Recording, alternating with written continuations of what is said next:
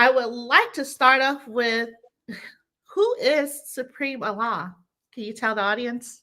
Yeah. I'm an MC, rapper, producer, marketing maven, um, leader of Comrad Camp, worldwide international hip hop crew, co-op. I like to call it a hip hop coalition that started around 1996, 97. Peace to Noble Phoenix Ali, who's in the building from the Wu family, 12 Tribes Music, aka Juice the Witch Doctor. Thank you so much for coming through. Mike Booth, um, Comrade Camp member in Missouri. Heather Marie from Worldwide Collaboration, great singer, marketer, radio personality. Yeah, so I'm basically just an artist, you know. Started, well, I'll let you ask the questions, but yeah, that's who I am, just an MC, lover, Uh-huh. and purveyor of hip hop, basically. Oh, okay. I think he's being modest today, guys. So, with that being said, thank you for that introduction, sir. Let's bring it all the way back, right, Yeah, to Windsor Locks, yeah, Connecticut. yes, Um, ma'am. when did you start? Like, when did you think, like, okay, music is my thing. I need to go ahead and start doing this. So actually, my older brother Rashid had I remember when the advanced single was being played on college radio, Trinity College to be exact, and my brother had like a boombox that had two tape decks, Uh huh. and it had like a very small very small microphone, you know, and he used to record all the college radio shows. And one day he was like, "Yo, you should do a rap." Okay. So he kind of gassed me to do it. You know what I mean? He's like, "You should do a rap," and he had recorded the Juicy instrumental because they had it in '93. I believe it came out. The single actually came out in '94, but like, you know, Bad Boy was you know, getting it out early, so he had recorded instrumental, and I did a rap over it.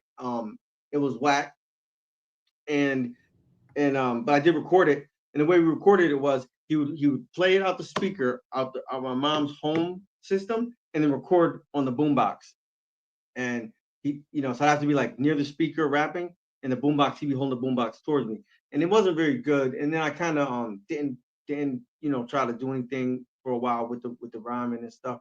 And then what happened was one day I said to my brother Rashid, I'm gonna be a DJ, right? I believe it's '95 because 60 Minutes of Funk Volume One that came out, and he had the that was, you know, Funk Master Flex mixtape, and I liked the way the scratching and the way he was mixing it up, you know, what DJs don't do now. So I said, "Oh, I'm gonna be a DJ." He's like, "No, you're not." And I was like 10 or 11, so I got really upset. And so my pops felt bad. So for Christmas, he gave me turntables, and he has like a pretty big vinyl collection. And he said I couldn't keep them. He said I could just practice. And of course, I ruined them all, scratching them. Uh oh. He gave me turntables, an amp. He hooked up some speakers, a microphone, and I just started DJing and just practicing DJing. So that was when I was like about 11, I believe. And then from there, I would just like try to make little mixtapes and just scratch, and I was horrible at it. And then so then when I was 11, so then I was 12, I got locked up, and I got out around when I was about 14. And when I was 14, then I started, you know, more, I learned a little bit more about mixing, blending, and then I realized you could record on the tape deck through the mixer, you know, through the home system. And I started to, you might as well just come in, brother, please. So then I just started to just record myself over instrumentals. So now I would like take, like, let's say like uh Prince Marky D, right? You know, I forgot the name of his single, but so he had a single. It was outstanding though. Doom, doom, doom, outstanding, but it was a remake of that, right? So I would take like Prince Marky D, Brownstone, you know, and just rhyme over it like "Don't walk away," but take the instrumentals and rhyme over them. So now I start rhyming, start rhyming, start rhyming, start rhyming. Now I'm recording myself with instrumentals, and the first thing I put out was it was a mixtape. All it was me scratching the records on one side, and the same records I scratched, I was rhyming to on the other side, the instrumentals, because I only had like 9 records, right? But I would say it got real serious when I met Sabani. who is the founder of Comrad Camp. And I met him, I believe, in 90. Well, I met him in like 95, but 97 was when, Comrade Camp transferred over from what it was, because Mhm. Sabani is from the Bronx, and in the Bronx you had a let's call it a street fraternity called the 50 Mad Dogs, and Oh. 50 Mad Dogs was you know a, a family, let's call it that, and I started DJing for Sabani, so I would scratch the records, he'd rap. I didn't really rap a lot back then, Uh-huh. so um and then it became a little bit more serious. I started DJing house parties. He'd get on the mic. Sometimes I get on the mic. And then my brother started buying me records. Like one of the first records he bought me in '96 was Mobb Deep, Hell on Earth, the instrumental. And Mhm. then so from then on, so now I'm 97, so now I'm like 15. So now I'm getting like more serious about it. And you know, so the first two was me and Sabani. Then there was a brother who now goes by the name of Tape Deck One, but at the time he was Scientific. So back then everyone called me Strike. And yeah, I just started getting more and more serious, trying to sell my mixtapes here and there. And then the first actual thing we released, so I'm jumping ahead a little bit. So between like 97 and 99, there was kind of a rapid acceleration. Like my childhood friend I've known since I was 10, Illidan, he became a Uh, Comrade member. Then we had Adamus, who's from Jamaica, but he moved to Windsor Lock. So I'm from Hartford, right, originally, which is the capital of Connecticut. But I've been in Windsor Lock since I was like 11 or so. So now we've got Adamus, we got Jay Nice. Like there's about like 6 or 7 of us at the time. So in 1998, I want to say the end of '98, we came up with a single called well, the maxi single, right? Because it was four uh-huh. songs. It was called a Connecticut story, and our group was called the Clockers, Strike and Scientific. Like Strike and Scientific are the characters from the movie Clockers, and Mhm. we put that CD out, and we sold a few. We try to flip them, basically flipping CDs, um, and now around the same time I joined a youth group. That what they would do is they would teach us about stage presence. It was in Hartford, and they teach us about stage presence, etiquette, how to perform, how to work the stage, and then the guy who started, his name was Kapu. He was from a crew called SUP, Some Unknown People. Some Okay. Unknown People was kind of like Wu-Tang, but they were just in Hartford, where there was like 40 of them. Mhm. They were all like, so if I'm 15, they're already like 25, 27, 30. They're real experienced MCs. They were part of well, anyway. So they had already had like businesses downtown Hartford, clothing stores, skateboard shops, and they were like a real tight crew. They'd ended up being in the Source magazine. Now they have a clothing company. It's not even really sold in America. They went to France, studied garment and textiles, and it's called uh 360 Ave Couture. Oh. Um, because Albany Ave is like the main street that runs through Hartford, goes all the way up to New York, goes all the way up. It's one main road. And Albany Ave is like right in the middle of the north end of Hartford, where most of us are from. So I started going doing shows. My first show, I think I was 15. It was on Blue Hills Ave in Hartford in the North End. It was at Family Day. It was on a Okay. stage they constructed, and that was the first time I actually performed, not at a house party, like an actual show. And then regularly from that, we would rehearse every Sunday with the youth group. And then I'd always get shows based. It was weird because I was like 15, 16, but I was getting shows in places that were 21 and over, maybe 18 and over, all over Hartford, just Hartford County, really, the area. So that was how that was going. And then unfortunately, the founder, Sabani Stewart, aka Mhm. Bonnie Shine, he ended up having to uh, donate some time at the governor's leisure. So he ended up going away. I became de facto leader of Comrade Camp. So once I became president, I really worked on trying to really copy the blueprint of things I saw in hip hop from the '90s, more so, like Boot Camp Click, Wu-Tang, like the crews, right? Because like I Yeah. grew up, it was always crews. Like even within SUP to Some Unknown People, there was like 9 different crews because there was like 50 of them. So I was always used to like crews, when you got the Universal Zulu Nation and Rocksteady and just different. So I'm always used to crews, always used to have a lot of people. And fortunately, I was able to cultivate that because my mom always encouraged me to, follow what I was doing musically. So like my basement ended up becoming where everyone we'd always record there. Sometimes we recorded scientifics, but we record in the basement. We record just constantly. So yeah, so around 2000 we start to really like frequent a lot of college radio. And in the tri-state area, Connecticut, Mass, New York, there's tons and tons of college stations that will service hip hop. So in Connecticut, I think there's like 19 alone Mm. colleges. So between Connecticut, New York, and Mass, we could just get so much buzz. So we started to really accelerate and gain steam. And then like Code Red, who's from Scorpion Productions, but he's also Comrade. He moved to Virginia, recruited some people. So now we're kind of like getting some steam and some traction and some buzz. And at one point, I was offered, a record deal with Arista and by this guy Dino, who he was one of Clive Davis A&Rs. I refused it because, stupidly so, my brother always told me I should have took it. They said all the beats got to be the Neptunes. It's got to be, we're gonna pick your clothes. We're gonna write for you. And I was like, no, I don't think so. So around the same time, so they ended up kind of just going with Nelly because I was like, no, I'm straight. So Nelly did, and good for him. I wouldn't have it no other way. I actually met with Dino, met with Arista, was gonna sign, and didn't work out because I wasn't really down with like people writing my stuff, right? So, it's important that I point out that like my having an older brother who was always really like on the cusp and really involved in the underground, knowing what was up. I never really was like a fan of just like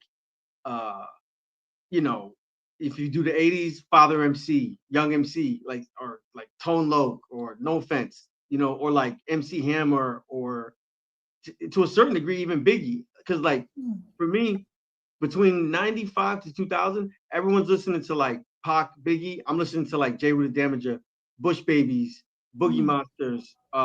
Bush Babies, Mos Def was kind of like a member of the Bush Babies. And J. Rue the Damager, Afu Ra. Like I was so not influenced by what was on TV or on like mainstream radio because I didn't care because like my brother had me listening to like bars, people that were like, real lyricists. So like I was never too intrigued by mainstream stuff. Now, don't get me wrong, sometimes stuff that's bars gets mainstream. But what I mean is like I've never owned a BIG album. I've never owned a Pac album. It didn't interest me because in my estimation, there were people that weren't getting the shine. And I knew that. And I knew that because of hold on one second.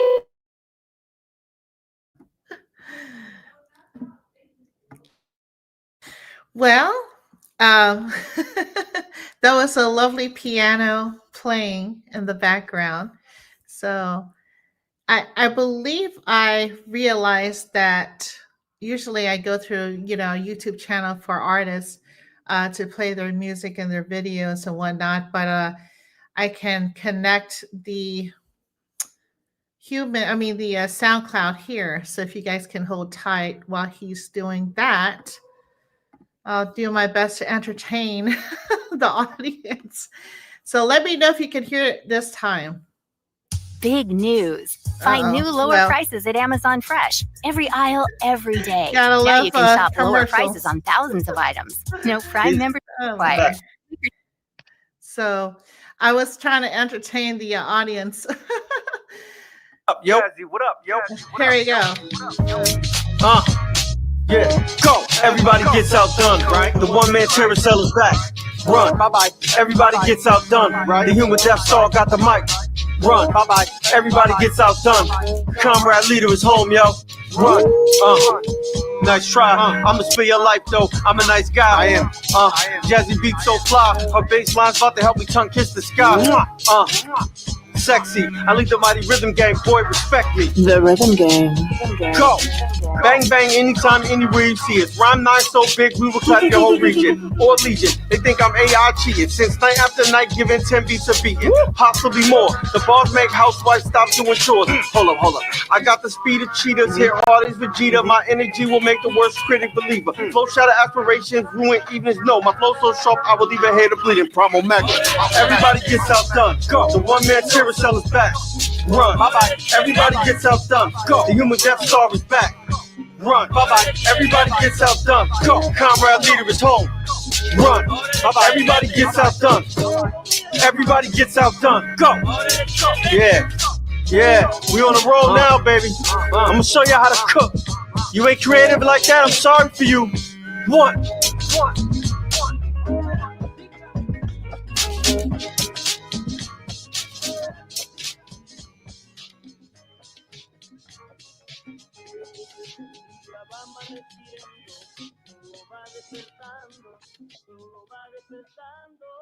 Yeah.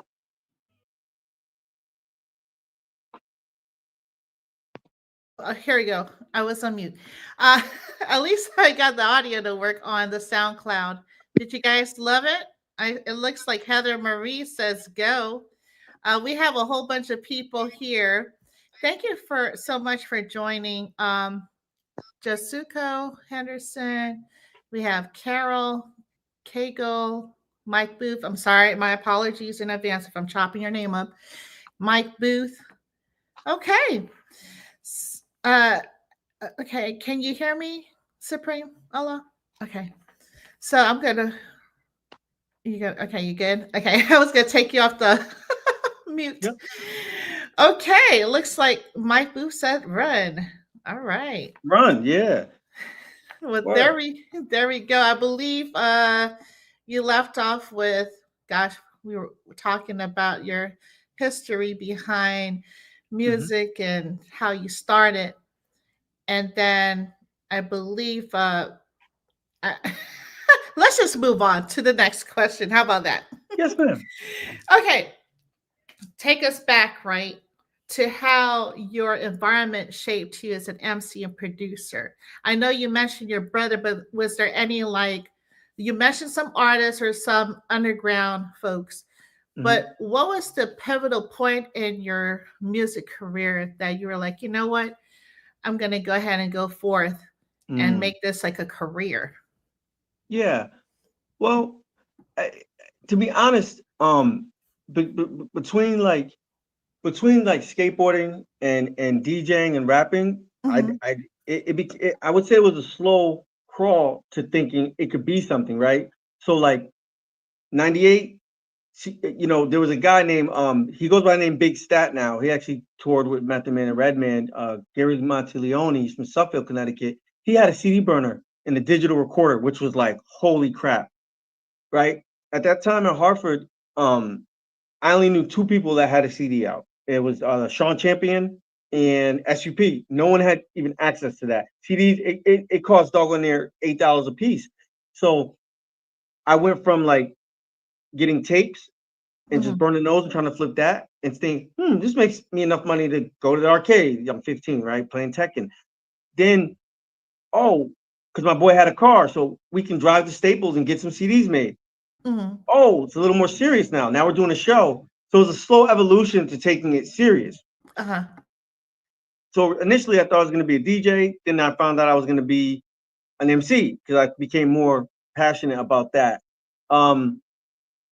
So, around that time, it just became more and more intense as far as like more and more opportunities. So I started to get more serious into it. I would say 2001, 2002 was kind of a slow period. Not much was moving. And what happened was me and Scientific kind of split. A few of the members, Illadon to this day still rocks for Comrad Camp. I know, like I said, he's probably the oldest member. I know him since I was 10. And then there was like a second generation. They were all young dudes from around the area. There was Prophecy, there was Spaz, there was just there was a bunch of guys. I met a lot of Manchester people. I met a bunch of people in 2003, and then it was like in 2003 we were working consistently. There was always shows, whether it was an open mic or a paid show. There was always radio. There was just always something. So in 2003, we put out something called the Marines Mixtape. And at that time I was in and out of New York a lot. So I came up with a tactic where I would give my my CD, the Marines Mixtape, I'd give it to bootleggers in Times Square in Jersey and say, this is the new group that's going to get signed to Rockefeller. So next thing you know, the bootleggers bootleg the heck out of it. So it just spread. Like the Marines Mixtape, I don't even know the numbers. So the Marines Mixtape was Spaz, Illadon, me, and Prophecy.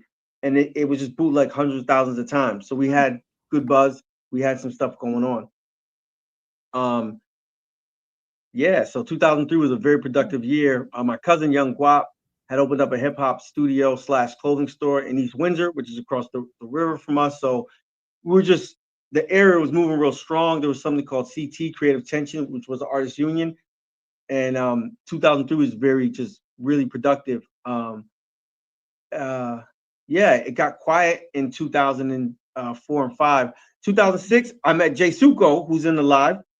Okay. What's up, Chakai? I see Chakai, Power Miracle Light. So 2006. Well, no, really, I knew Jay Suko Blaze before that, but in 2006, he had opened up a photography studio in Hartford, and I would kind of record people out of there. And he started getting us into a lot of like he got us into like go do photography for Capone Noriega in New Britain, Connecticut, and just through the photography studio, I made even more connections because I kind of handled just the marketing for that, like getting people to the studio. And by the way, Jay Suko is probably one of the best film editors, photographers on the whole East Coast. Um, um, um, oh, I guess they can't see my face. So yeah, so so 2006 we got really productive again. I came out with the mix album called Talking Ish. Jay Suko did the cover for that, AI Enterprise, and just a lot of stuff, man. I met my boy Brent Hall, who had Get Right mixtapes and Get Right marketing and just a whole lot of stuff. And so 2006 to 2009 was just very, very, very productive. And that's, I would say 2009 is when I said, yeah, I'm not going to do anything else. That's when I really saw it because the web, the World Wide Web was so strong with MySpace and Twitter had just came out, and there was just so many avenues, and it became really easy to like reach out to people. Already, I had connections from just traveling around, going to like the festivals, going to Fish concerts and different bands that I'm not even gonna name. So now, next thing you know, I said this is all I'm gonna do because I saw it was possible and feasible. Between Jay Suko and Brent Hall, who both have really good business acumen, it showed me that if you're organized and structured, it could really work. So it got serious around 2009. That's when we moved into Massachusetts really heavy. I started hosting open mic battles and doing a lot of shows in Mass, Vermont, New Hampshire, and that's just 2009. I say was probably when the light. I always love it, so I'm gonna do it anyway. But then I said, oh, this can actually be lucrative. I could probably make at least $2. You know what I mean? Okay. At All least right. $2. Most definitely. So, what were your first encounters with hip hop, right? And when did you know this was your path, like solidly? And your early, like for instance, your early influences, both lyrically and production wise, because when I first listened to your music, I was taken. I was like, oh, okay. You have like this strong, pronounced voice, if you will, and it speaks volumes. In other words, it's like it moves people, right? It definitely moved me. So Thank I'm you. just wondering, did you know about that, in your early years, or did it just, how did it happen? Were you always like this, or did it progress into that? Well, my mother likes to say that I was started talking when I was 2 and haven't stopped since.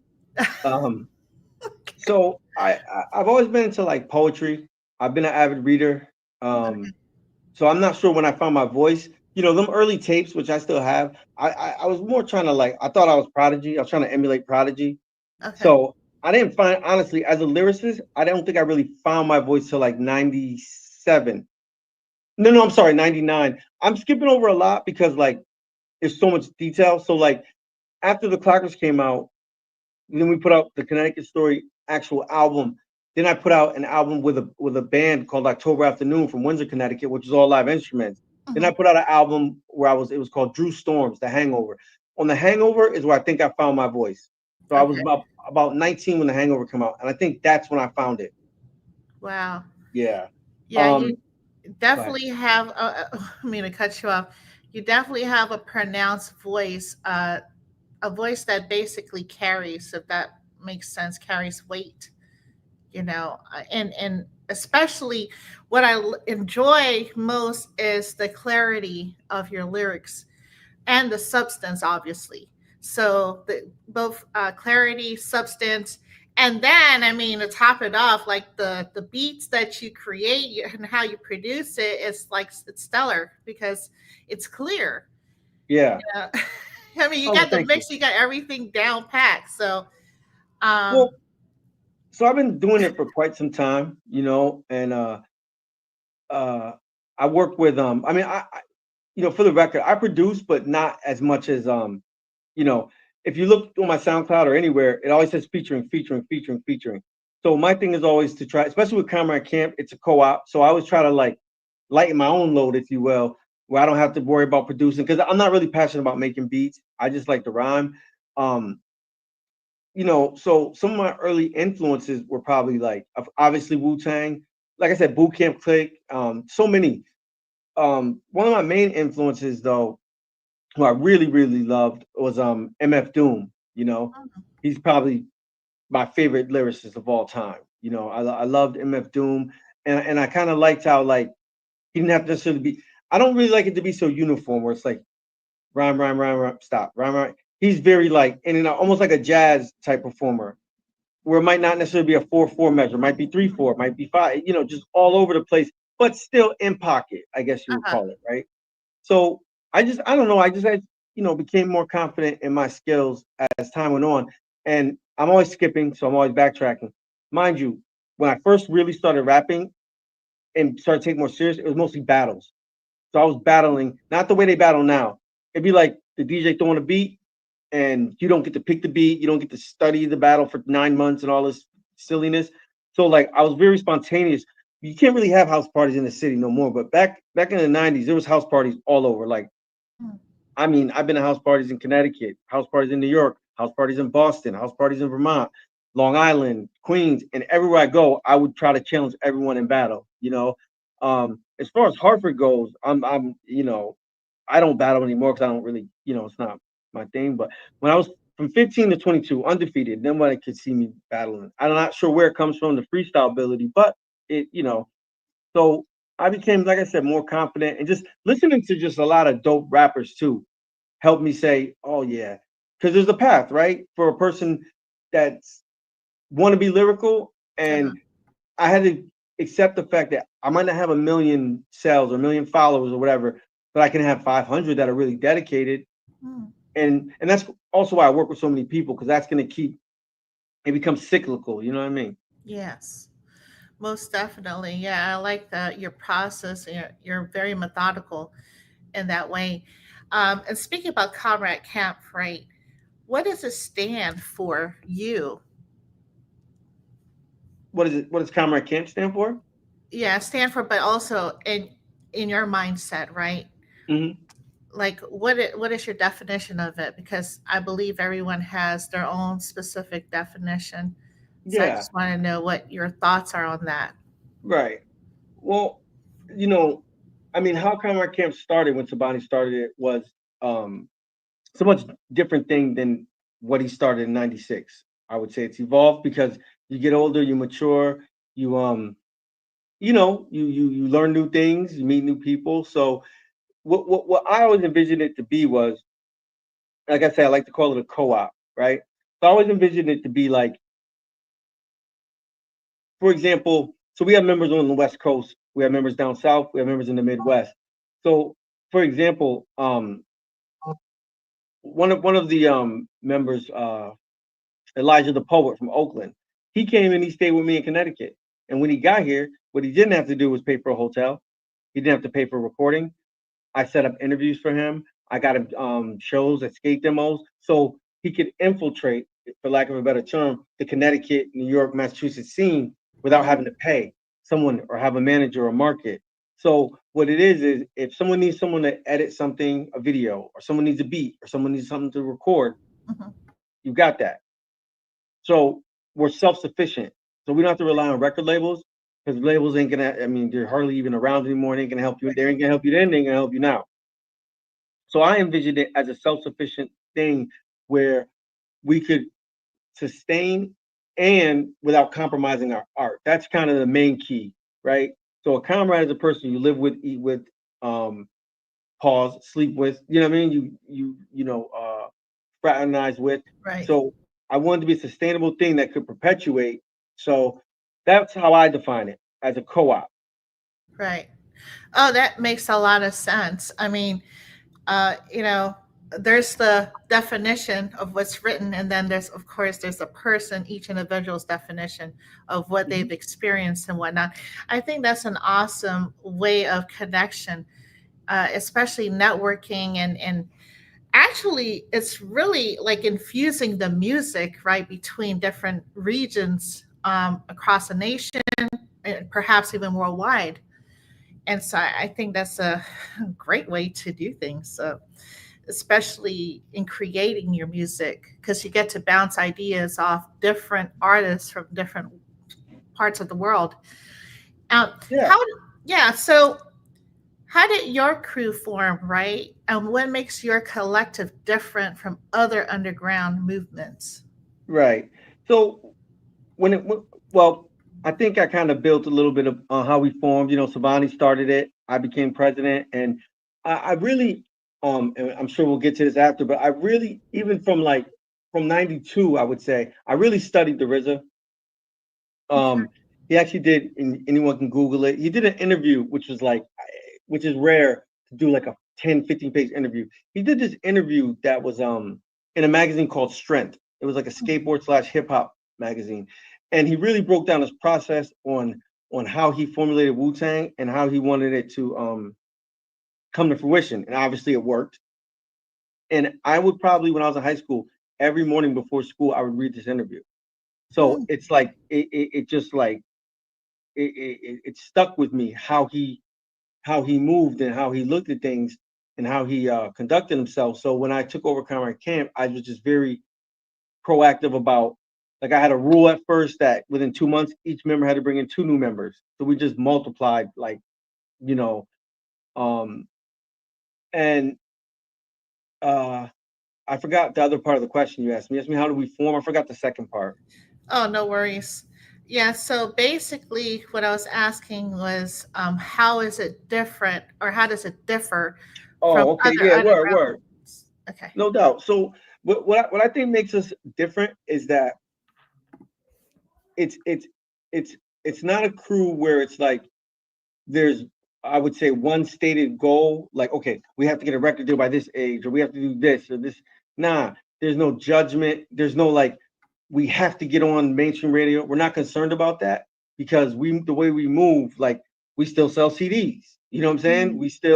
We still do a lot of things that people aren't doing, and the majority of us, I would say just about all of us, are kind of willing to do the work Mhm. to gain followers and fans the right way, right? So I call it community building, man.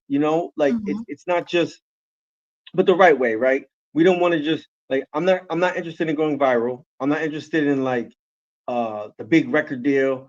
I Right. mean, if it were to come, who's gonna whatever, right? But I kind of been there, done that, had situations of Warner. It doesn't go so well. But so what makes us different too is that, not, I mean, from Mike Booth to the Life Giving MC, Scam Hoffa, Juju, Jay Suko, even though he don't really rap as much as I'd like him to. Kane Militant. I mean, I'm not gonna name us all because there's a ton of us. Don Andreas, who's from upstate New York. There's a ton of us. Every one of us is sharp lyrically. No Mm. one's trying to, like, make the twerk song or the club song or the, like, we're not looking for mainstream acceptance because it don't Mm. matter, because there's so many of us that if he's got 5 fans and he's got 5 fans and he's got 5 fans, exponentially, there's almost no way to stop it. Right. There's almost no way to stop it. As long as people, like, oh, I can't forget my boy Frank Yola from Los Angeles, who's been with us for years. So it's like, that's kind of what makes us different, because a lot of crews I've met and heard about and been around, you can see they have like a stated goal, right? And they say, we want a record deal, we want this, we want that. What I want is for us to be able to sustain ourselves independently and not have to be controlled or have to give up Mhm. all of our pub or whatever. Yes, yeah, Azim. Yeah, yes, Azim. I'm looking at the comments. So, I think that's what makes us a little bit different. Every single one of us is like nice, and arguably too. I would say every one of us can produce too. That's the other thing. You know, Mm-hmm. Mike Booth can produce, Azim can produce, Kane Mills can produce, Cello can produce. Mm-hmm. Don Andreas is a heck of a producer and engineer. So all of us kind of have a skill set. Whereas like if you take I don't know, if you take like Wu-Tang, everyone doesn't make beats. Right. The original nine I'm talking about, they don't all make beats, right? So like Ghost does sometimes, RZA does sometimes, Deck does when he feels like it. But then Mm-hmm. there's members like Meth doesn't make beats, so Right. that's the difference. I think that's what makes us a little bit more like we're more lean and versatile. All of us can engineer, all of us can some of us play instruments, you know? Mm. Yeah. Very self-sufficient, and I do hear it. Well, I've been listening to your songs, so and the features, the artists that are featured on there, and what comes to my mind is like, wow, every every song, both artists are like bouncing the ball like basketball. You guys are passing the ball down the court, to make that shot. So yeah, I definitely hear it, and it's almost like, I guess, I'm gonna bring it back to my military training. So Mhm. it's like having a structure, right? You have like these things that you have to accomplish, these missions, these tasks. And in order to do that, everybody has to work as a team to complete the mission. Right. So yeah, that's what I guess that's the only thing I can really gravitate to, because I've had 24 years of military service. But yeah, I definitely hear that, and I was like, wow, this is very stellar. I've I listen to artists all the time, but it's definitely different in the way you move in tandem. So Yeah. what challenges have you faced, right, in building Comrade Camp from ground up? Well, like I said, 2000 to about 2003 was a very quiet period for Comrade Yeah. Camp. Um, Not for any particular reason. I was out in the free world, but it was just like, you know, after Scientific left, and that was kind of difficult because he was the third comrade. Um, Illidan was the fourth, Mhm. even though I've known him longer. Once Scientific left, that was kind of rough because like me and him would like practice scratching because we both DJ and rap. So when I Mm. first started getting a lot of house parties, like and I actually DJed for the UConn football team in '98, and like when we were getting big gigs, I was always with Scientific, so I had a partner next to me all the time. Like he's from Windsor Locks too, so like we were together every day.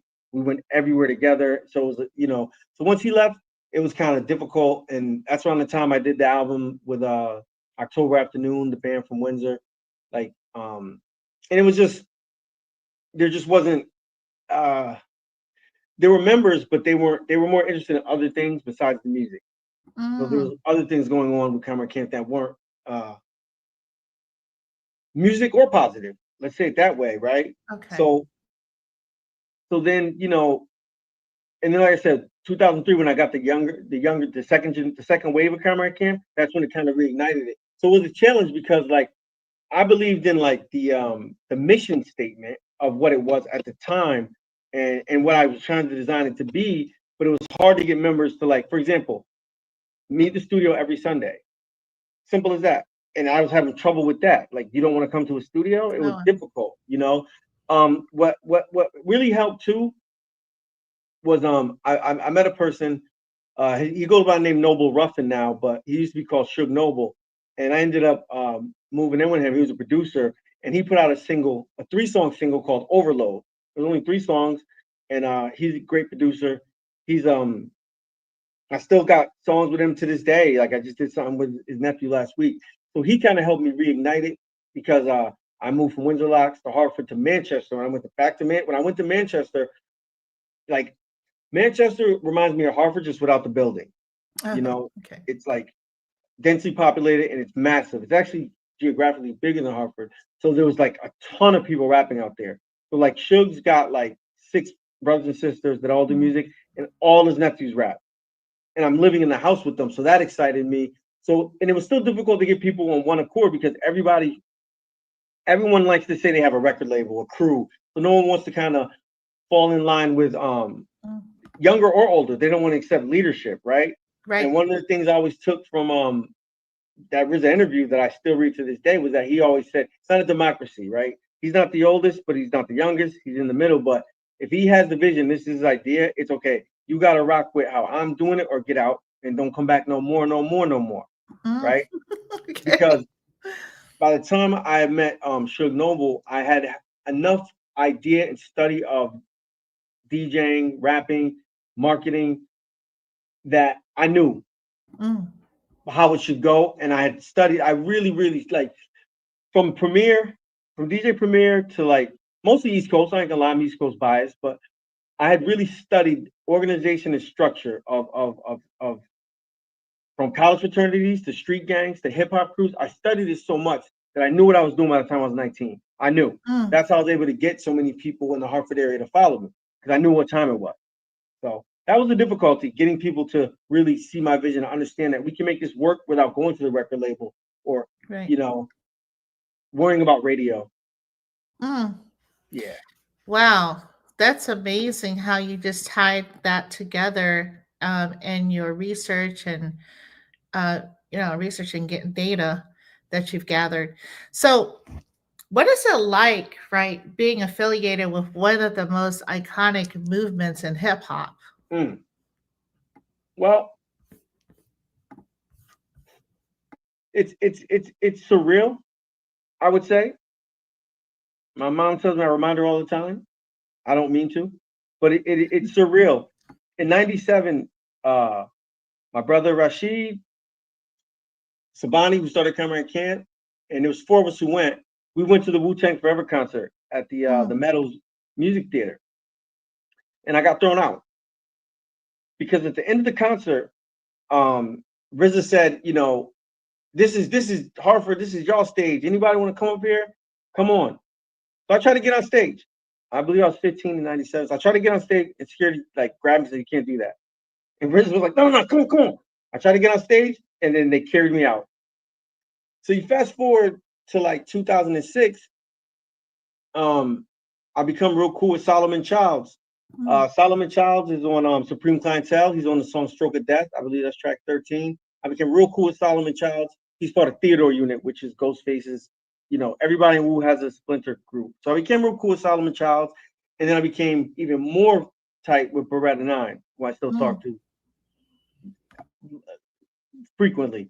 So I became real cool with them. And at that point, I wasn't per se like a killer bee. I just knew them. I had songs with them, and it was just, you know, it was what it was, and it was just, you know. But around 2009, I believe it was 2009, I started reaching out to RZA on MySpace of all things, and just started really like talking to them constantly.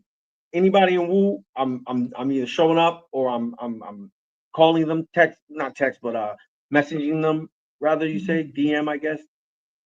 And so it became accelerated because they saw that I was like diligent, and I wasn't like, mhm. you know, I wasn't like saying Wu-Tang. I don't hardly do that now. I wasn't like trying to like, I wasn't trying to clout chase, you would call it. I was more just like, I So, like their movement. I like what they were doing, and they rhymed how I like to rhyme. So, you know, and like they're my favorite group. So it became just I wasn't going away, you know. So I'm not quite sure what year it was, but then eventually I started talking to Buddha Monk quite a bit and Dungeon Master. Start oh talking wow. to them on a regular basis. So they're from Brooklyn Zoo, the 10th Chamber, which is Papa Wu and Old Dirty Bastards Hmm. faction, if you will, of the Wu. I started talking to Buddha Monk quite a bit. And yeah, you know, Papa Wu, rest in power. You know, he spoke to Papa Wu because back then there was only two ways really into Wu. It was, well, even now, well, now no one's coming anywhere, but it was either RZA put you in. That's why there's so many West Coast killer bees because RZA moved out to Los Angeles / Vegas. Either RZA put you in or Papa Wu put you in the 10th chamber. Other than that, there was no way in. Right to Oh this day, wow. there's no way in unless Buddha Monk or RZA himself. So Buddha Monk and Dungeon Master liked what I was doing. Yeah, they put me in. I put out an album in 2017 or 18, 2017, I believe, called Yellow Jacket, Friends of the Killer Bees. It's got Beretta 9, Buddha Monk, uh, Judah Priest from Brooklyn Zoo, aka Zoo Bullies. And then I just became more and more cool. And as like once you meet one of them and they know that you're rocking with this one, then they're more likely to, okay, hey, I'll do a song with you, and hey, I'll do a show. And next thing you know, I'm just like everything became. I still always Comrade Camp. You know what I mean? This is still it's still Comrade Camp Incorporated. However, like that's why you see what I'm wearing. That's all Comrade Camp. But it is very humbling, and it's great that they accepted me. Part of it could have been my skills. Part of it could have been my diligence. So then Beretta 9, who's from Killer Army, I became real cool with him, and then Shogun Assassin reached out to me and said, let's do an album. So we did the Killer Comrades album, and just on and on. So I know the most of them, and they kind of like have strong ties to Connecticut anyway. A lot of them, Ghost and Ray have aunts in Connecticut, Hartford. So they were dealing with a guy named Anthony. Rest in power to him as well. He had Anthony's Clothing, and he started something called Heaven and Hell. Oh wow! A clothing company that's been reignited. His daughter started it back up after he passed. Heaven and Hell is based on the song Heaven and Hell off the Purple Tape, right? Only built for Cuban Links. One of the greatest albums ever recorded, by the way. So them already having ties to Connecticut, for them it was a no-brainer. And I think a lot of it had to do with how strong Comrade Camp was. There's so many of us that was like, hey, everyone that's in Comrade Camp is not a killer bee. Right. You still have you're perpetuating the culture of a large crew and a family. You understand? So yes, great, for sure. To answer your question, I love being. It's not something I try to go too hard to make sure people focus, but it is, of course, to me, it's an accomplishment. I would say, yeah. And how can one within the Conrad Camp, get a hold of you or get a hold of the point of contact that if they need something? You mean like members? Yes, within the. Well, all the members have my number. I mean, they just. Like I have theirs. I wasn't sure there was like a, like if you have team leads or squad. Oh no. Oh no. Oh, you mean like is it like some type of protocol or something? Yeah. No. There's no. We're not. I mean, we do call ourselves Comrade Camp Marine Corps, but we are not the military. So right. Like, any member can talk to me. Mike Buford just finished some songs. That we're going to be releasing tonight or tomorrow, and I think he sent it to me at like 4:35 in the morning, and I texted him back. The life-giving MCs right here, right now. You know what I'm saying? So like, yeah, Comrade members, at least the ones on the East Coast, the majority of us have met. We know each other. Okay. Even some that are from the Midwest have met some from Cali or some from Arizona or New Mexico. So like, everyone has everyone's number for the most part. Like, everyone can talk to each other. Yeah. Right. So let's dive, into your process, right? In your MC production. How do you approach writing versus producing? Is one more natural than the other to you? I think writing's a lot easier. Okay. Writing's a lot easier. So the thing is for the most part, to be honest with you, I don't really write that much now. Unless I write it on the spot, I won't just write just for the sake of writing, right? So I have tons of notebooks. Wow. Right? And it's not like they're just I just write a little bit and then I leave it alone, right? For the most part, let me see. For the most part, I'll fill up the whole page, right? Fill up the whole page. I write really small. And then sometimes I'll use the back, sometimes I won't. But I was on a habit where I tried to write 2,000 verses a year. Right. So I have tons. I probably have easily have 12,000 verses I haven't used. So I'm not counting hooks. The writing comes natural, but a lot of the stuff that you've heard actually isn't written. I'm just freestyling it. Wow. Okay. Yeah. So the freestyle process comes a lot more natural, it sounds like. Mm-hmm. Okay. Yep. And your tools, right? Because you have a lot of tools, as I see in your studio setup. What tools are most essential to you? The microphone. Okay. The headphones. Okay. Uh, I still keep a traditional, analog style mixer. Nice. Um, I don't, you know, I used to have an MPD, like a mini MPC. Mhm. I don't really, but I don't go too crazy on production anymore. But I have like a couple different mics depending on like who's recording or who I've recorded bands, jazz bands, rock. So depending on that, so that's kind of why I have the mixer because I want to plug in multiple instruments, and of Yeah. course the software is important, but it doesn't have to be any type of name brand, anything specific. It's just, I'm pretty simple in my process. I Okay. tend to use like I would say so the instrumental or if the most I've used on a track is like 8 or 9 tracks. I don't overthink it, you know. I'll do a main vocal, I'll do a backup, put it all the way in the left speaker, next backup all the way in the right speaker. Might do one midline. Hmm. So I might do for my vocals maybe 3 or 4 tracks most. I don't overthink it. I keep it Yeah, yeah. simple, right? Right, right. You know, Okay. I just remember like the old DJ Clue mixtapes and Tony Touch and stuff where you're talking about they have a 4 track recorder and they're in DJ Clue's kitchen and they're just recording and they're on a live microphone. Like so now it's like everybody's gotten too biblical about this stuff where like they Right, need to have Pro Tools, they need to have a booth, they have to have everything in the world just to when it's really all you need is a microphone, headphones, a computer, right, maybe even a phone. So, I just don't try to overthink it. right. So, how do you maintain your originality, right, Hmm. with while still nodding to hip hop's legacy? Hmm. That's an interesting question. Well, here's the thing, and DJ Premier said this, right? And I just happen to agree with him.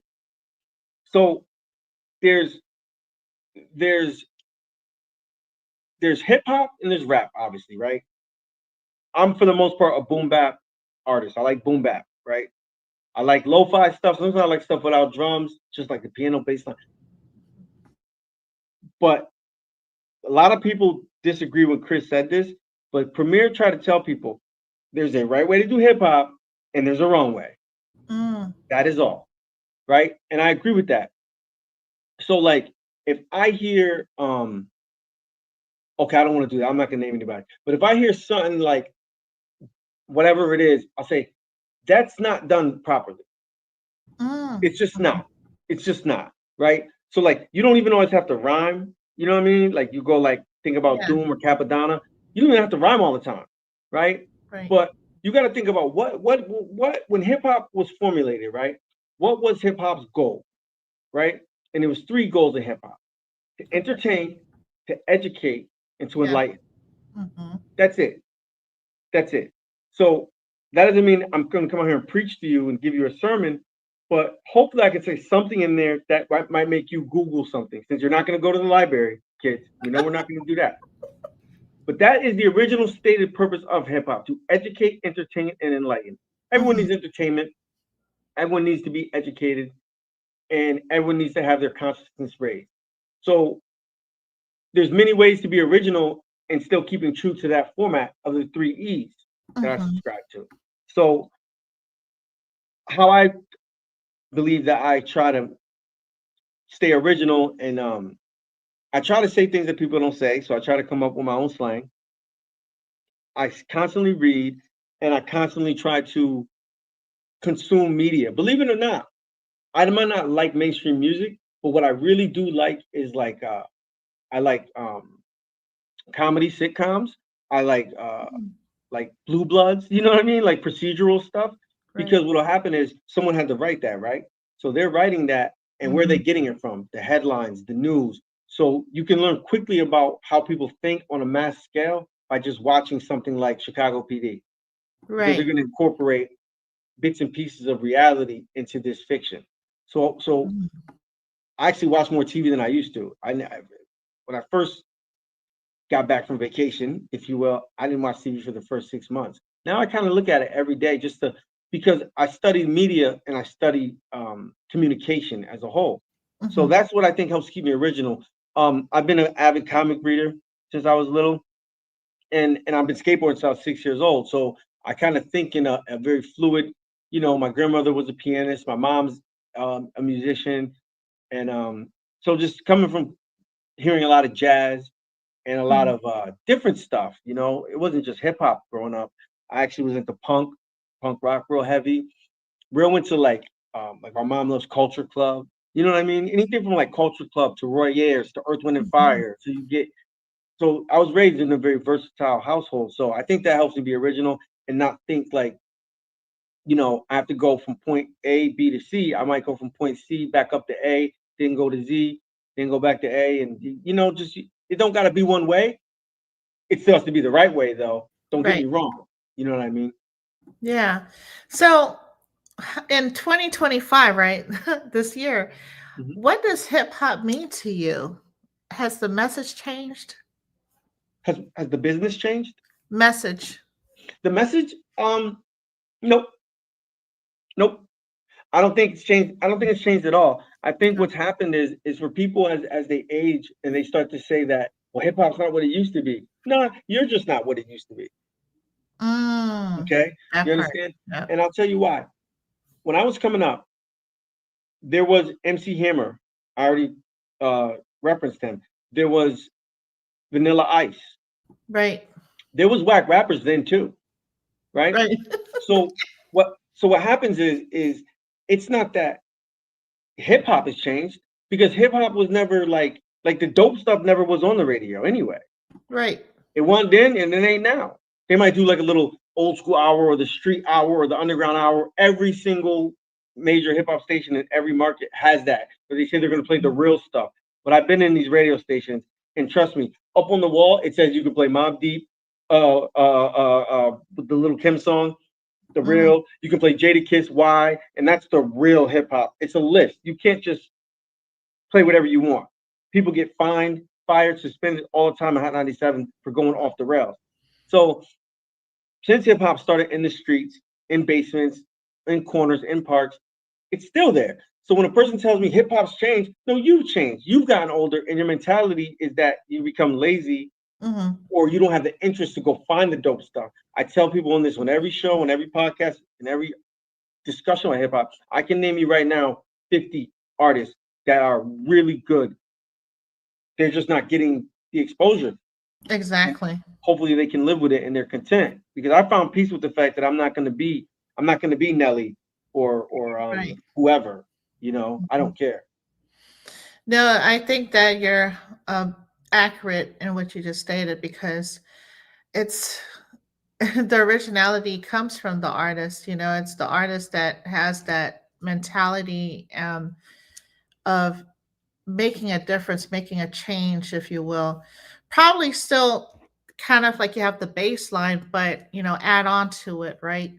I think it's like a pizza and figuring out what toppings you want to add to it. But yeah, so do you feel like the underground scene gets the respect it does today, or excuse me, deserves today? I think in Europe, Okay. they really, like Daz Effects, Illa G, who was good friends with Sean Price. Illa G, I spoke to him not that long ago. He's on Illa G's on Murder Music. He was kind of a infamous mob affiliate. Mhm. They've all moved to Germany, Wow. and they love it over there. And they're getting 4 bands a show, and they're doing 3 or 4 shows in a day. Like they love it in Europe.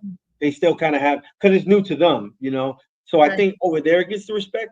Over here, you, I think you get like people that will pretend they respect it once you get Mhm. big, if that Mm. makes sense, right? So like 50 Cent blows up, and then everyone's like, I had his mixtape before he was big. You probably didn't. You probably didn't. That's what the kids call capping, big cap. Right. Right. You know what I mean? So it's like, like I'm not even speaking for myself. I'm speaking for my big brother, Rashid. Like he had the first single, Protect Your Neck, where literally mathematics just drew it and it was a tape and they were passing it out in New York. So Wow. like I can legitimately say like I know who Most Def is before like the group he's in. He's in Bush Babies. He's singing all their hooks. He had the single We Get Love. Like legitimately, I was involved with the underground. You get people that will say they are, but if you actually try to like conversate with them about hip hop and music, they really can't tell you too much. like System Underground is like, I don't know, Tech Nine or something. I don't know what's going on. Right. You know, no Right. disrespect to Tech Nine, the homie, but so it doesn't get the respect that it should in Right. America. I don't think so. No. Yeah, I have to agree with, well, I lived in Germany for a little bit, and just their culture there, it's open. I mean, in Europe, period, it's open to music and the different genres that are being played. I think it's more of like I don't know, like more, it's more lax, I guess, Mhm. for lack of a better term over there, and how we see things here in the US, if that makes sense. Yeah. So the Oh yeah, society is definitely different. for sure. I mean, a lot of my I have a lot of collaborations with the local beat plug who's from Poland. Um, I did an album with a guy from a place called Leeds, which Mm, is in it's North England, called Precinct Phantom. I did an album with him. It just seems like they're more flexible, more open minded to ideas over in Europe, and mhm, and the reality is America's not the melting pot people pretend it is, mm. and it's just not. And I'm not going to go political, but it's just it's not as open minded and as much of a melting pot as people think it is. It's just not. But you go to somewhere like France, for example, that's a real melting pot. Mhm. There's people from all over there, and because you have the Euro rail, so people are just, as long as Yeah. you have a European ID, you can hop on a train and be in a different country in 2 hours, maybe in Mm, half an hour, depending where you're at. Even in Switzerland, so ideas are mixing. My guy Gills, who's part of Comrade West, Gills is over in he's doing a tour in Europe right now. He's mhm. probably about to perform in 2 hours. So yeah, Yeah, that's what's up, There's a way to integrate it here. I'm sure that a lot of indie artists would appreciate that in general. Um, so how do you find balance, right, in your authenticity with growth in this changing industry, music industry? I just strive to just there's a few things that I've kind of trained myself to do that I think have served me well. I don't pay attention to what's like trending. I never have. Like I've always been very adverse to like, that was a thing back in '88 and the '90s. Like, yo, '92, Trump Rocks is on the scene. No, no, I'm not gonna tell you what year it is. No, no, I can't help you with that. And then like everyone comes out and it's just baggy pants and you wear baggy pants. And it's Oh yeah. tight pants, you wear tight pants. I'm not the person that's going to chase trends, try to stay relevant, because I would hope that comrades as a whole and all the young Wu brothers, our skills are going to overpower trends so that we can maintain. So I think that helps me stay balanced by not trying to do whatever's, you know what I mean? Like, everyone started calling it piff. I think Mm, that's ridiculous. You see what I'm saying? yeah. Like now it's loud. Tomorrow it'll be cyber dust. I'm not gonna. No, it's just weed. I'm not gonna keep changing just to try to seem young, cool, hip, relevant. It doesn't matter. Like that doesn't mean necessarily that I'm stuck in time. Mhm. Great Gangstar song, by the way. But it's not that I'm stuck in time. It's that I'm not gonna keep trying to. Because if you start chasing trends as an artist, you'll be doing Right. that forever, and you'll never know who you are. That is so true. So Wow. that helps me to stay balanced by just being myself, man. I'm gonna talk about skateboarding. Might talk about Right. Star Wars. You know what I'm saying? Maybe a little bit political, but most of the time, I like to just talk about how good of a rapper I am. That's enough for me. Okay. And are there any like upcoming projects, collaborations, or events that folks should know about? I believe uh, you just came out with a track, right? With I'm blanking out. It's been a long Coop day. days. Yeah, Kunte. Like he's gonna get me because he was the one that referred, I guess, referred me to you. So Yeah, Coop days shout from the shout out to Coop DMV. Davis.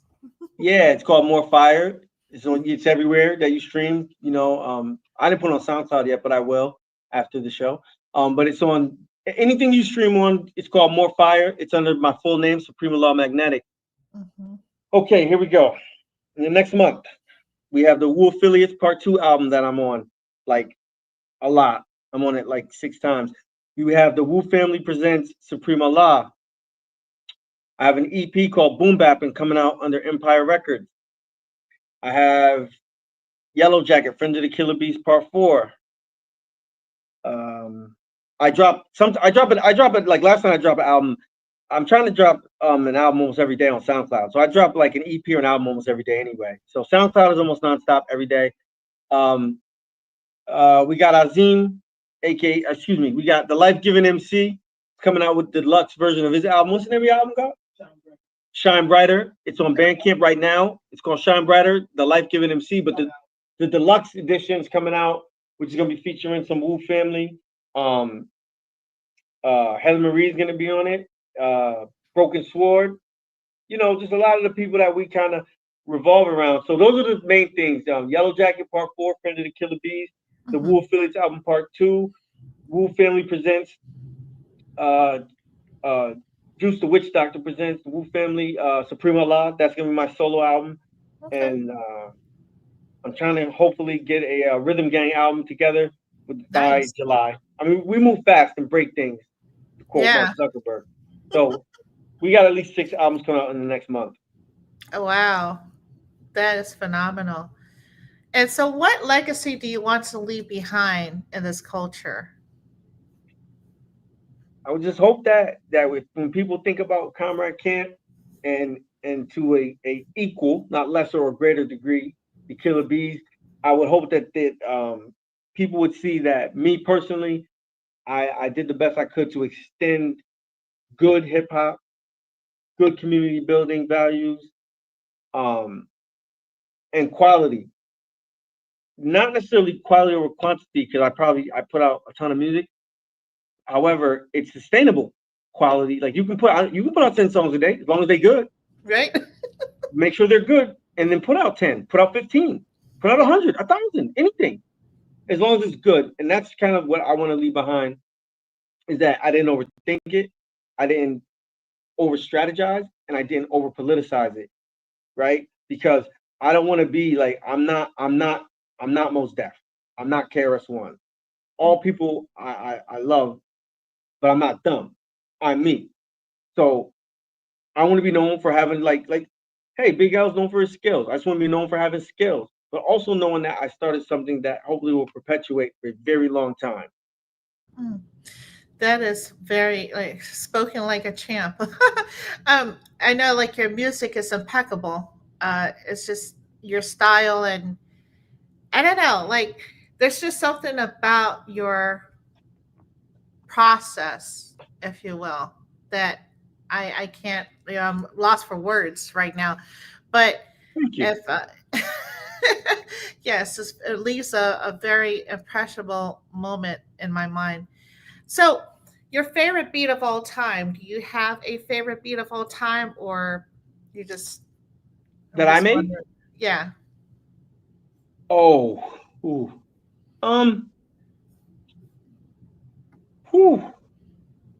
So I don't think like I don't have a favorite beat that I made, but I have like a lot of favorite flips, right?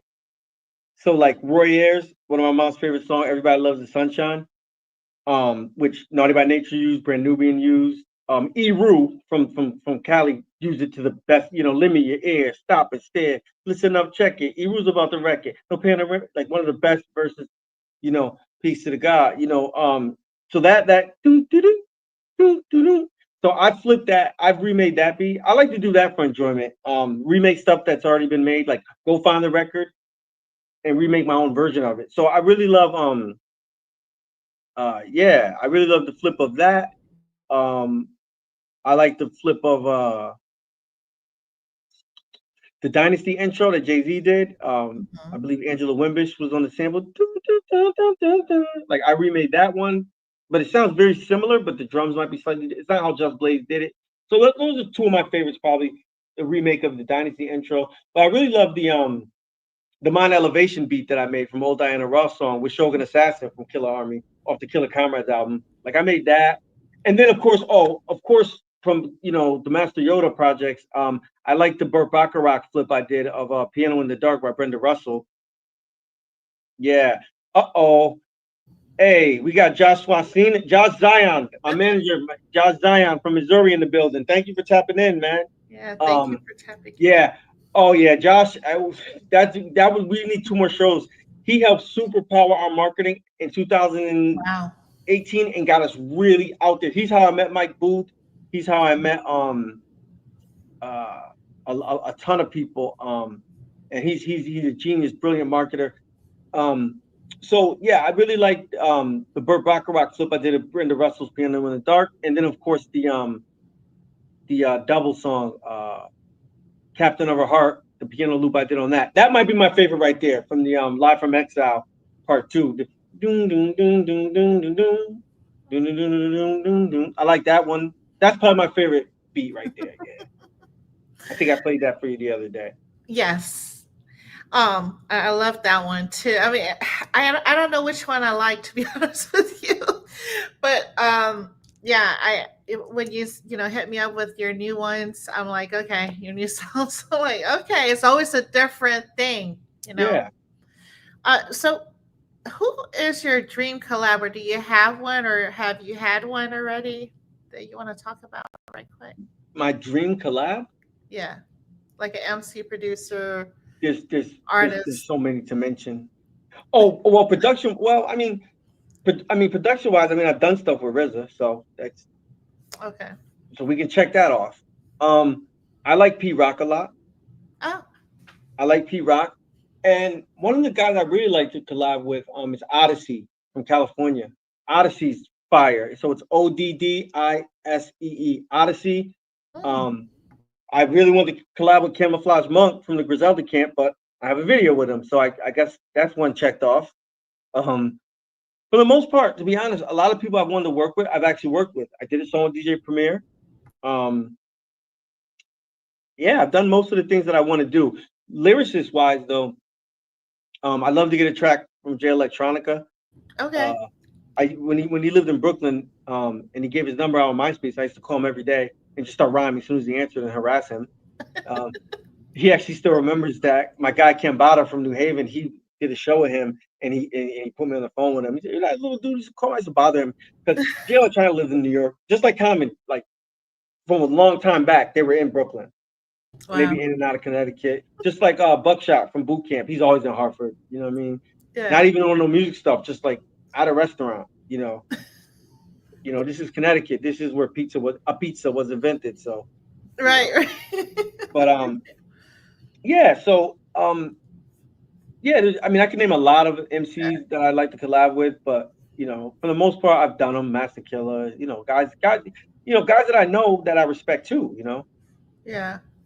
But So I love one from Benny the Butcher. okay. I like how Griselda's bringing like the bars back. They always homage the Wu-Tang. My guy from Mhm. Hartford, Fuego Bass, is signed to Benny the Butcher's label, so maybe we can make that happen. Actually, Frank Yola from Comrade Camp West has a song coming out with Fuego Bass and Oh, the Black Soprano Family guys. I actually am the one that hooked that up for him, so that's cool. And certain collabs that might even be a dream collab for me, I'll stay off of them. Because it's like, nah, this is for you. You're part of Comrade Camp. Let's let you get it. oh wow. Yeah. That's very nice of you. So, how was your experience with Endo 360? Oh, this has been very hospitable. Um, it's been you were on time, professional, and you're asking questions. Maybe I might have talked too much. I apologize, but no, No. it was really great. I appreciate having me on here. Well, I appreciate you. And um, are there any folks you want to shout out today?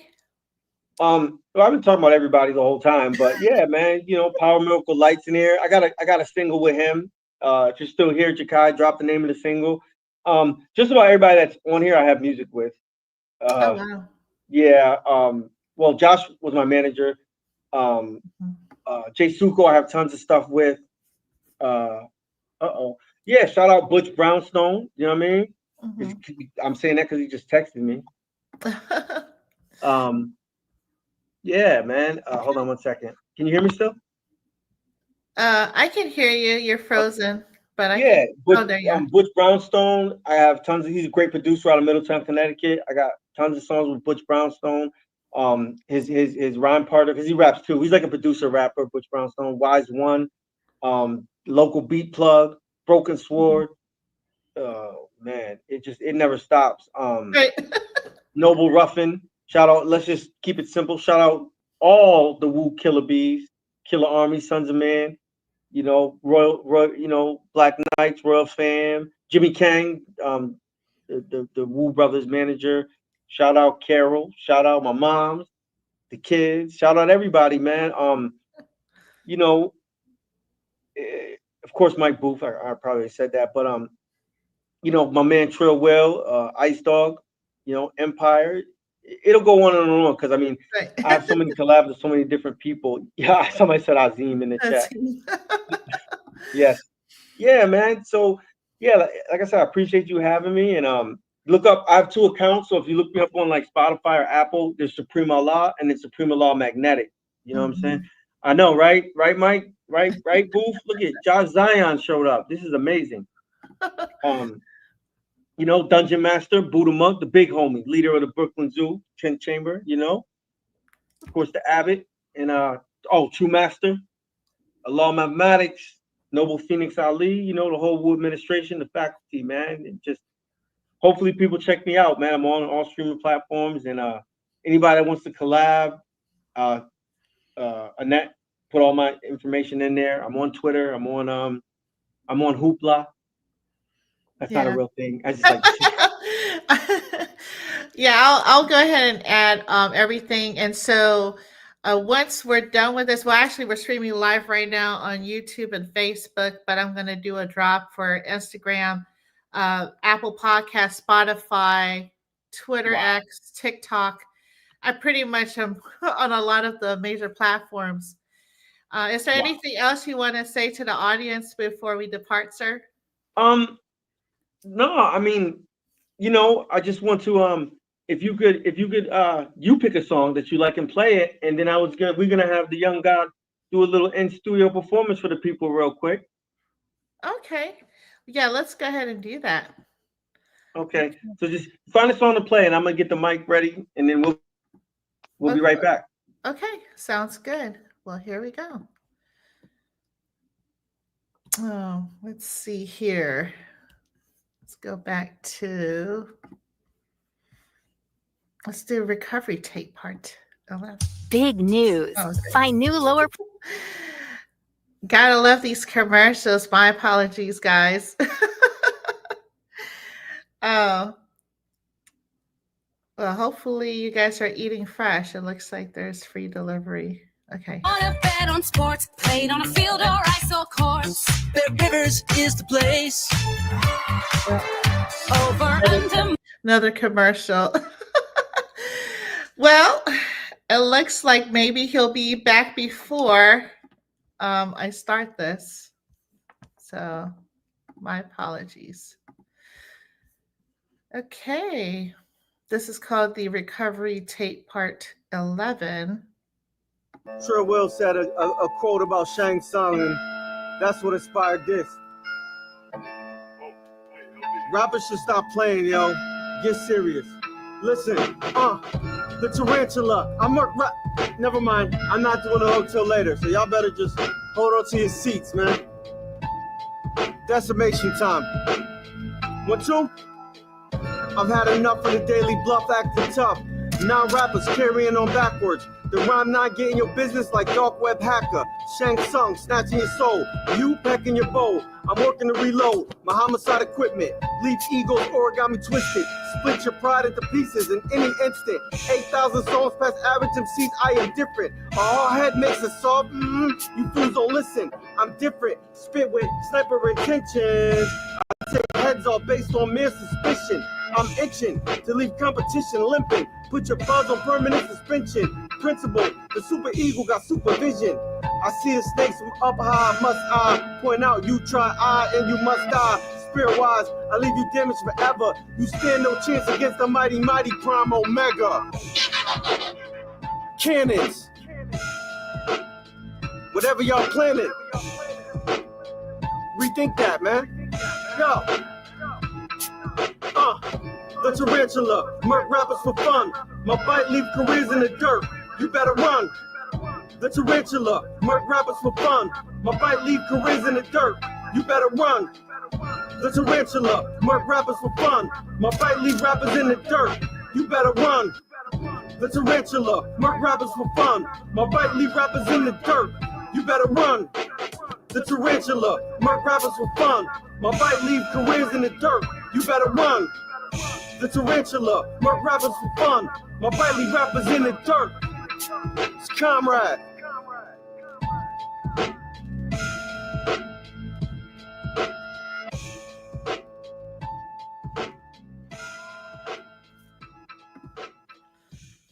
His bars, everything hits hard. Yo, dudes gotta get more comfortable being themselves, man. I am not your savior. Might not even be your role model. I don't care. I'm just trying to do my thing. Be the best MC I can be. Comrades. Brooklyn Zoo. Young 10th Chamber, man. But strong. Yo. Hey, yo. Young Killer B. I make the change I want to hear consistent. Push creative limit. Rhyme farmers, sowing good. Earning my spinach. Move ball bushels, that is my business. Try if you want, yo, that is your ending. I'm nothing to sneeze at, Annette say so. My rhyme 9 has extendo, and I'm letting it go. Silver fist flow is fatal, ask about me. Hypochondriac, don't bring that trash around me. I'm nervous, react snap quick if disturbed while working. For certain, we elevate constant, hover above nonsense, airborne. My big brother made birds move around, airport. I tear for rappers that have, then we have a laugh on how I do them so bad, their confidence disappears. So many rhymes, I can spit straight non-stop for 10 years. Cheers to the worldwide fam, no one better. Signing off, the one-man terror cell, truly yours, Prime Omega. Yeah, that's how we get busy over here in the 10th. Jabs on the producto. Yeah, life-giving MC. Shit. Go! We back in this, yo. Killer be the life-giving MC swarming, cuz new album on the way. This series just to feed the buzz. Power moves, my grocery store opening next month. Be the positive change you wanna see to clean the mud. Already made history, but I'm quiet with credentials. Teaching higher science to children, cause I make it simple. Help the number of people under me start their own business, cause if I don't help others get theirs, then I ain't winning, and I ain't self-made. I'm self-improved, keep the energy in the team circulating smooth. I can't be word on myself, and I ain't trying. The biggest impact is only an organized squad can be providing. I work on myself, on my craft daily, and seeing people's lives improve from my rhymes is amazing. Creating opportunities like my OGs did for me. Now I'm back on the record with Magnetic Allah Supreme. Like that, son. Make them react, son. Wow. Okay. So let's go ahead and bring Supreme Allah to the stage and our guest singer, the life-giving MC.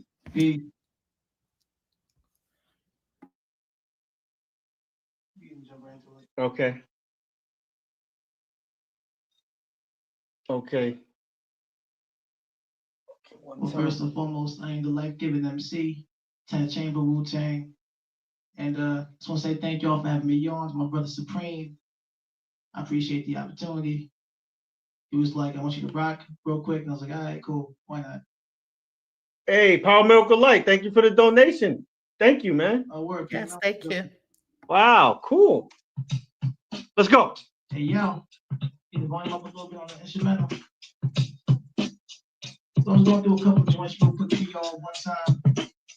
I'll keep it kind of low key. I've been busy all day, but let's get that energy right. You heard? Now, my B-boys, we'll start off like this.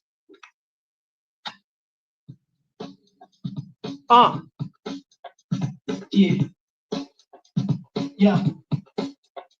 I be the flying robber, you get to be the redeemer, get deep in the river. Spitting the lyrical cinema, verbal images, hitting your adrenaline rush will flow like the recipe, your metabolism, get conquered, not the knowing you walk strong, but verbal armies. Swallow some numbers to me, it's 7 me, like I together around me with just how I think the number 7. Manifest how your life, like heaven, the star, justice, the white question. The sun, the symbolize freedom, positivity, light, I'm setting, mind shining, the light hit you, power of promise, she always a black more valuable than diamonds. Yeah. But yo, it's just the intro. You have to be into the flow to get the info. Lyrical medicine man over hot dams. Unless you can fight it like Phoenix. The ancestors born again. No gimmicks, listen close. This fair witness. If you got any manifestation from beginning to finish, the wizard is. Many physicists. How about the lyricists even non-believers filling in? Knowledge and wisdom coming together, brick by brick. But here it is. Who else could it be? It has to be blessings on the beat. The L to the ESS. If I wasn't, then why would you settle for less? The inner thought chemical identical to the mystical elements. How about the micro finesse? Have a present tense, kinetic context, words of life. I bring the abstract and science, the MC, generally the infinite energy, God symmetry of flow that will live throughout the centuries. But will I really withstand? Yeah, that's straight. Come on. Shit, yeah. No samples on this beat, by the way. So it's called Grow Wise. Off my album Shine. Yeah. The reason why y'all rock the flow to rock the boat and thought bringing the life and grow when sight explode. Despite your one positive thought decided to get on to the ball from another infinite conscious, then it ain't hip hop. Cause hip needs to know it's a form of intelligence. To be hip makes it be upstate and relevant. Hop is a form of you can't just observe a hop, you gotta hop up and do it. Intelligent action, too many people stay reacting, thinking they moving forward, but move on like Michael Jackson. Industry tactics may listen as passive, while I speak life, before exercising negative words think twice. This is the time of the rise of the people worldwide cries, with disenfranchised lives, who see truth, oppressing dissatisfied, unheard like pantomime, but the wickedly wise are synthesized by the hands of time. Yeah, you hear it, it's at the right time. I bring light to night skies when I write rhymes. Righteousness heals the souls of the right minds. Become aware of the times and grow wise. You hear it, it's at the right time. I bring light to night skies when I write rhymes. Righteousness heals the souls of the right minds. Become aware of the times and grow wise. Children, we gon' be preaching behind the project building, plotting on the way that we can save all the children. Increase the quality of life that they are living. On the block with the final call to stop the killing. Cause we need to dismantle that. The hidden hand of the taking the black man on crack. When you plan against God in disadvantage, he hands it back. Illuminate the scandal like evidence on the men of wax. The fact is, they devour the earth's life force like a galactus. Colonize and demineralize the whole atlas.